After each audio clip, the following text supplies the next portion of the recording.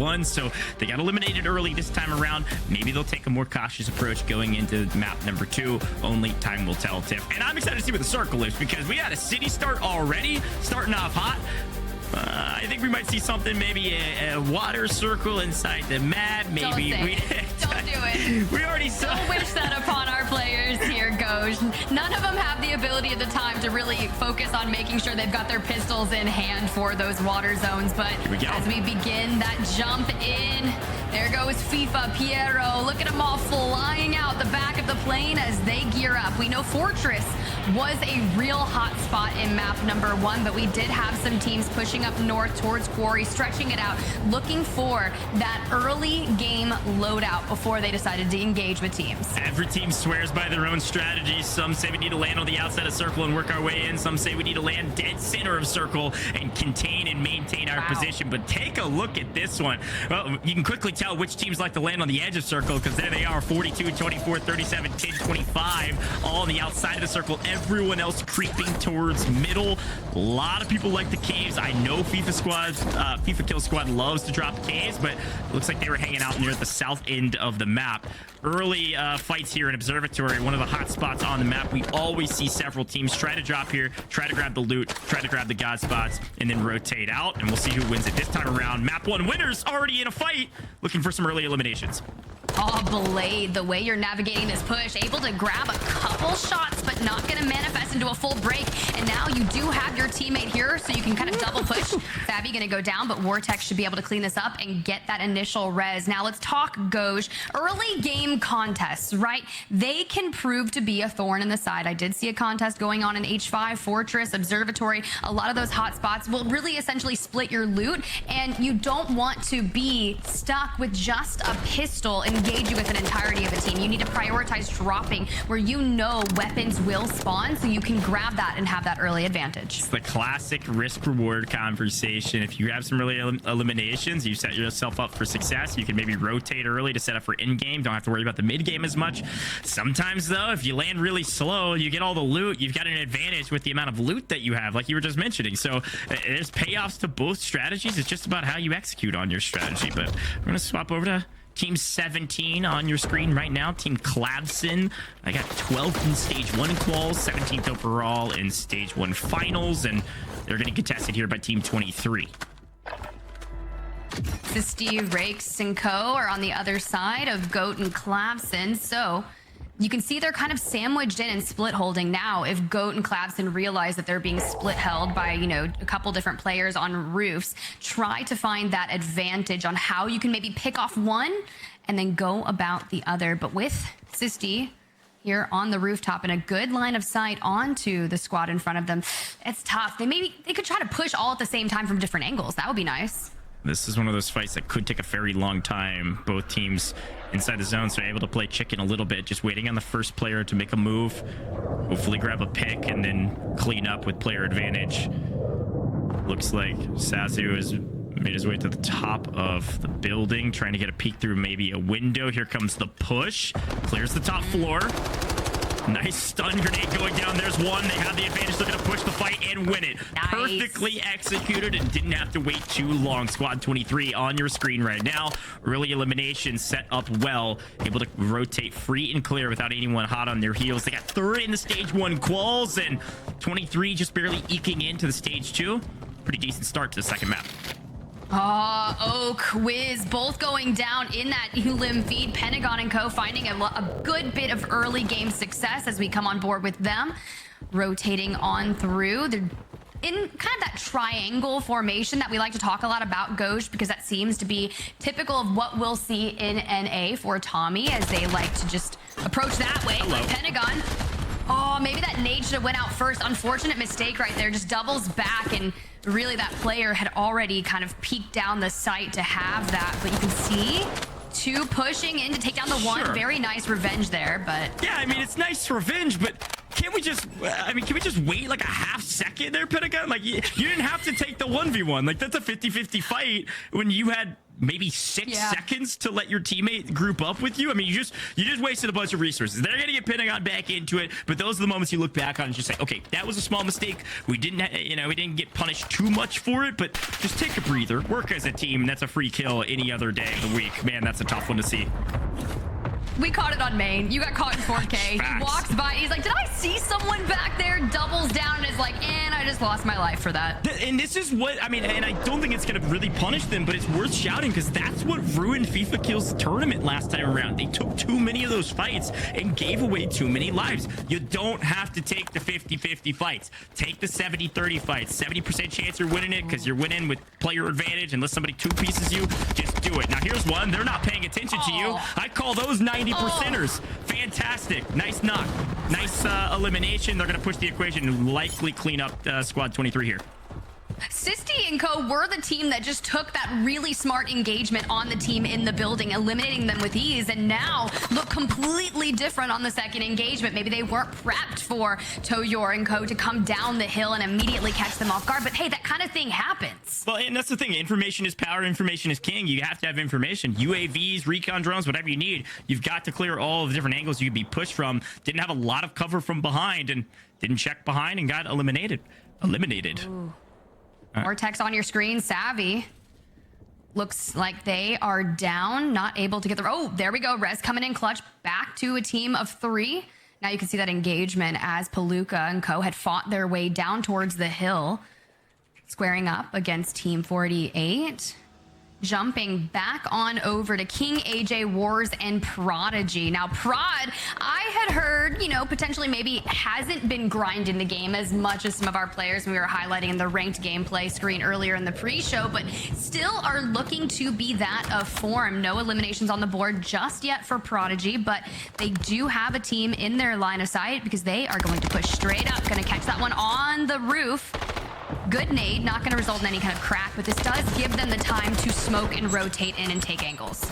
Yeah, nice grenade there on Zach as well to weaken the opponents. That was a tough fight to take that early. You're going to have to hit every single headshot to potentially knock that player and have the player advantage. So kind of gave away your position there. You mentioned Prodigy and maybe they hadn't been grinding as much as someone else. It reminds me of a quote Lenun told me when I was preparing for the broadcast and preparing to see what Lenun was able to do. He said, hard work beats talent if talent doesn't work hard. So maybe Prodigy's talented, maybe hasn't been working hard, but right now Team Wars ahead of Team Jukeyz on the leaderboard. So maybe talent will win overall. Who knows? We'll see. Only time will tell. Blade and squad all alive. Looking down their barrels. Low ground. Team 28 right below. When do we take this fight? Not yet. There's about 3 teams here in this area with your map 1 winners having the high ground, giving them the information, right? Savvy Ultras just wants to keep it consistent. Not necessarily sold on their 32-point performance. They want to keep doubling down because they, like they said in that interview, not impressed either with the stage 1 performance. They wanted to get confident, wanted to get consistent, and confidence is going to make such a big difference. If you're confident in your fight pushes, knowing that you're like, I can win this, we peak together, just like Aguilar is going, climbing up this hill towards Observatory.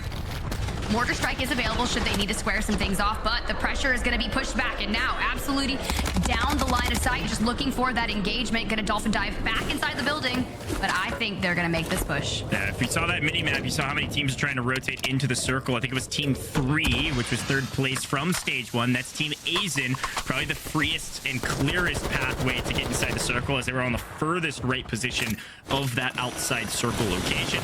Might be able to get there early and hold a couple teams, so watch out for Team 3, but nice drill charge to set the encounter off right and clean it up. Angular finds their 3rd. That was such a clean push, doubling down with the drill charge and just capitalizing on that. Blade and Co still on the roof, now moving towards the inside of the building, trying to clear it out, but they haven't really been able to push the nail on this engagement with Squad 28 that has been living just in the same POI as them, but they're going to have to prioritize moving to potentially a better location or maybe some engagements, right? You want to double down on the eliminations that you have, so once you do get into the multiplier, it starts going. And Cams, we saw them lurking in a bathroom in map number 1, but now we're getting some engagements. Yeah, an early fight here in a really tough location, especially when you're running into a pile of trash and no designation to maybe your skill level here. Unfortunately, Heretics in a very tough fight. Now all by themselves, trying to sneak out of this one. There are two teams here, so if they fight each other, which it looks like that's exactly what's happening, you might be able to just kind of run out underneath the rug like the rat you are. Santify finding one as we swap over. Nice elimination. Working together, rooting out the rats themselves. Smokes. Love the smoke. Yeah, Tiff, you and I are on the same brain wavelength. Smokes are key all day today. Talking to FIFA, he said he was going to be running restock because smokes are so dangerous and so valuable, especially as you get into the late game for rotations. So, you're going to be seeing those to loot, rotate, or otherwise.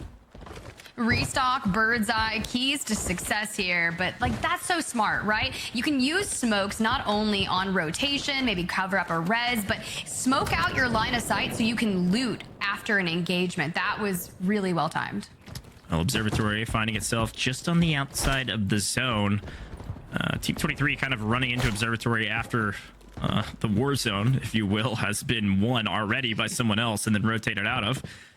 A lot of fights went down in Observatory. Should be a decent amount of loot. Dandaman, second place in the quals individually for the most eliminations. Looking for one maybe with a C4 or something. Up through the roof. Climb up, my guy. Climb up, Sweezy. This is a fight that we have been waiting since the dawn of time to witness. 28-21, your map 1 winners in Blade and Savvy Ultras. They have just been basically Spider-Man memeing it, all pointing at each other. No, you peek first. Well, and here's the thing. Here's the thing, they've got a great position. They're inside of zone. They don't need to go anywhere. They have a few early E-limbs. Like, I think they're sitting around 4 or 5. They're likely going to find 4 or 5 more by the time we get to end circle. Or peek one through the window. Hello. Dandaman goes down, looking for a second. Challenging by himself. Nope, there's one teammate ready to play the trades and is able to do just that. Savvy Ultras trades out, finds one of them. Now a 3v2. How do you take this fight effectively? Well, play cautiously, take the right angles. Two sitting inside playing together as well. You can't take both at the same time, but Vortex is going to try. Finds one. Looks for the second. Push out from the teammate. Nice team wipe. Oh my gosh. Textbook. And there it goes.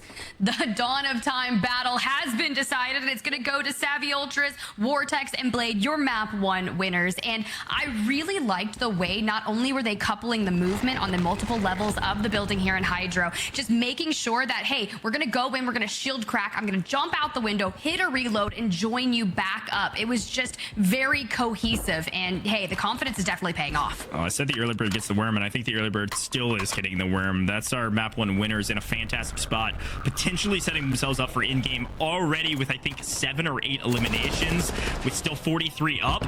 A great map 2 for your current leaders. See if anybody can dethrone the Kings. FIFA Kill Squad trying to push the equation on Team 15. They think they have an advantage, and they're right. As long as they do it. FIFA Kill a little bit lagging behind, but catches one out. I'm sure the comms are flying between these three, and hopefully it's respectful enough to work together. FIFA and Oak, we're going to take this fight, but ding dong, elevator.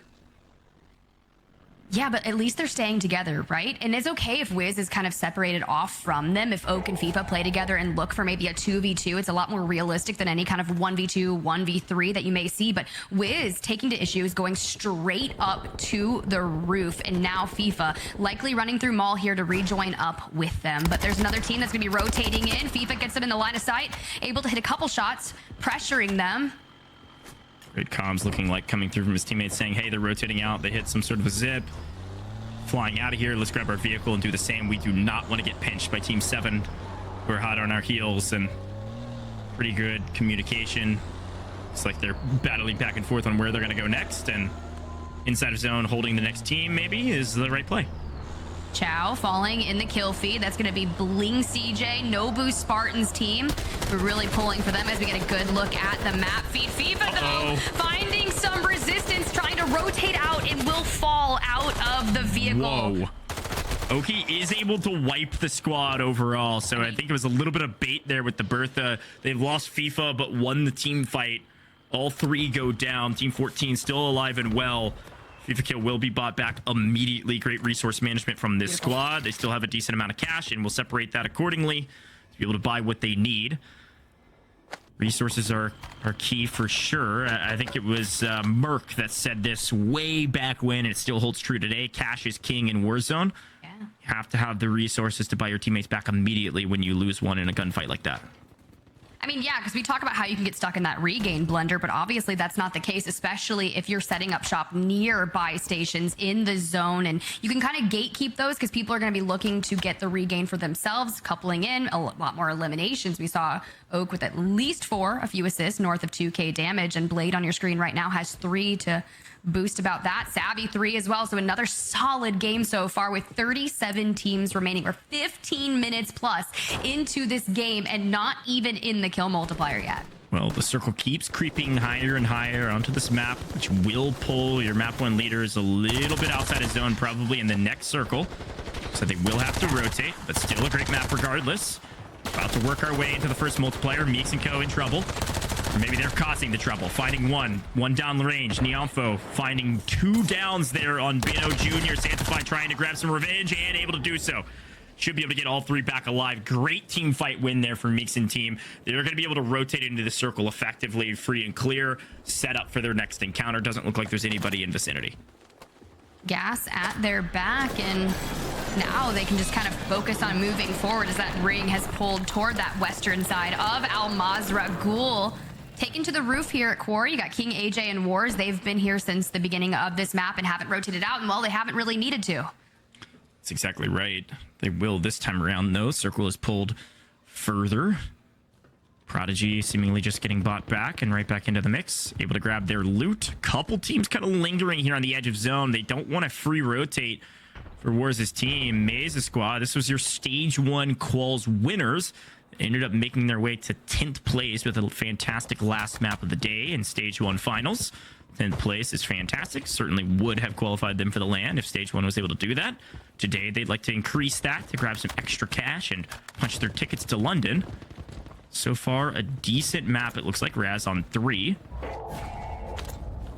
We're going to get to the next zone here, Tiff, and potentially hold these teams trying to rotate behind them. Woo, here they are. A lot of squads on the outside, and I've been waiting to see Stuo and Padzook on your screen. They have been frying in this kill feed. I've seen all 3 of these names, Inxion as well, all inside the kill feed. And it's because they've been playing this hyper-aggressive strat, playing the edge of zone, but not going to be a fantastic way to grab kill multipliers if you can't stay alive. And I doubt they make it out of the zone alive. But if this is a chalked game, which it looks like it might be as they all get eliminated, they still had, I think, double-digit elims between all 3 of them. So it's not that bad of a game, and maybe something that they'll just improve upon in the next couple.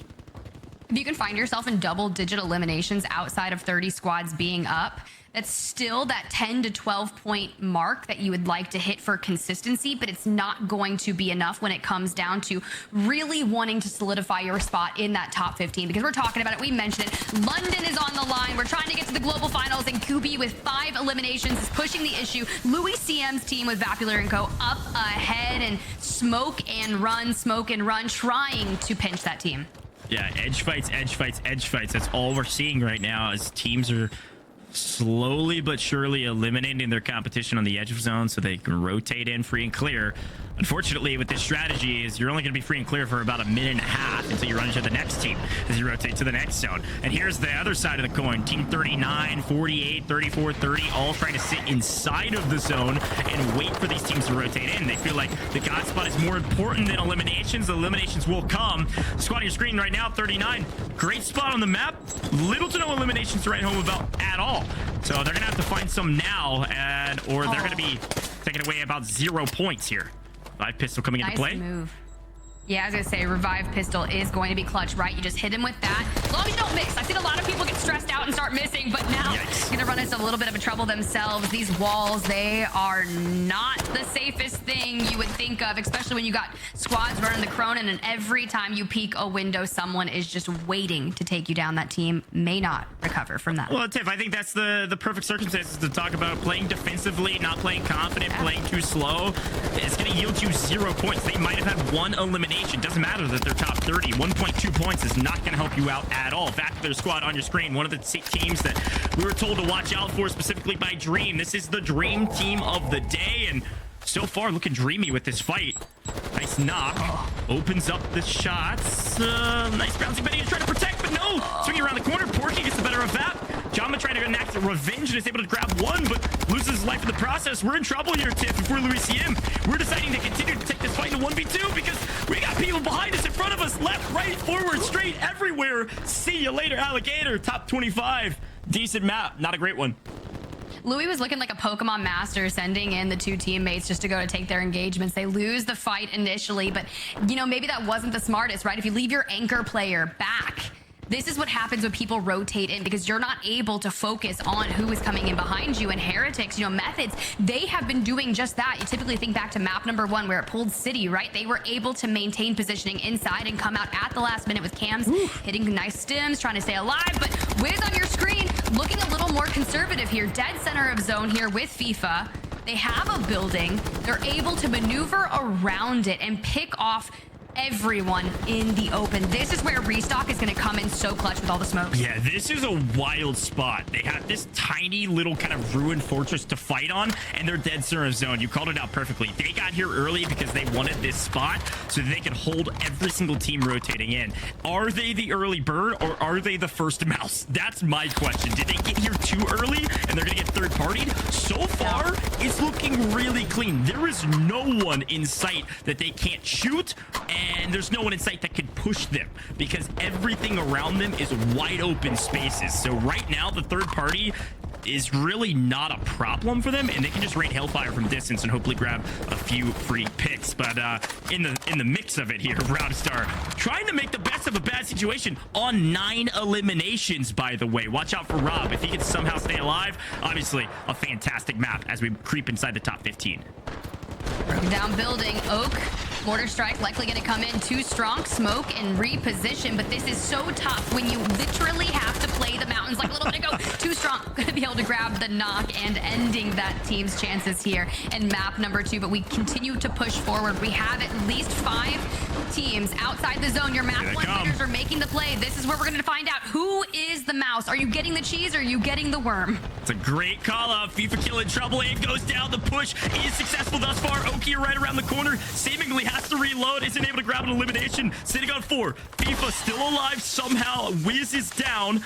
They've answered back and somehow stopped the bleeding that was Vortex, Blade, and Savvy Ultra. Vortex's team is traded to the only other piece of cover inside the circle currently. Now just on the outside as the new circles come into play. FIFA Kill Squad still in a fantastic position. Look at Team 6, though. On the low end, they could see themselves into the final circle if that moving circle pulls further their direction. I am blown away FIFA Kill Squad stayed alive during that fight. That's impressive. You've got to do what it takes to put yourself, because once we get to that top 5, we're 1 team away, 1.8x multiplier. And if you couple that down between the 2x, it's not that big of a difference, right? But it does make sense. We are now into the 1.8.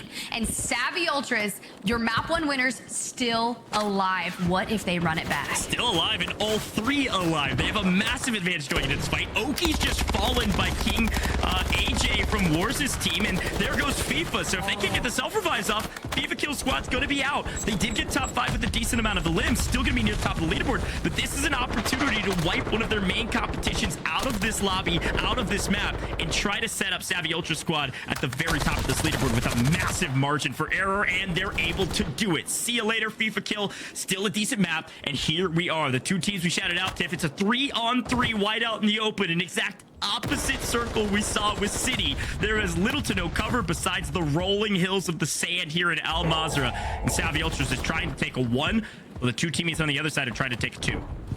Oh, I like this play here. Look at that. Cronin out trying to hit the wrap. Damage going down, able to initially do that. Vortex and Blade can step in if they need to. Savvy not going to pressure on the heels just yet. Blade able to grab a knock now in a... Oh, they're going to run it back. We're going to see Savvy Ultras maybe be your map 2 winners. Can they finish it out? It's close. Savvy Ultras last alive. The other 2 are down. Self-revives trying to come in. Sanctified, little to no chance here. Savvy Ultras, will they do it? Yes, they will. 1 map, 2 map, red map, blue map. I don't know what it is. Dr. Seuss, Savvy Ultras, back-to-back winners in your EU Stage 2 finals. What an incredible performance. incredible, Goj. I mean, they were disappointed with how they performed in stage 1, but coming into stage 2, where it matters the most, where you're looking for your ticket to the global finals in London, you double down. You don't win map 1, you win map number 2, you win them back to back. That is just the most brilliant. Let's get this consistency. You heard him say it. I'm so impressed. Confidence is key. They played every single fight that we saw on main broadcast with confidence. Here's that final moment. Uno craccato.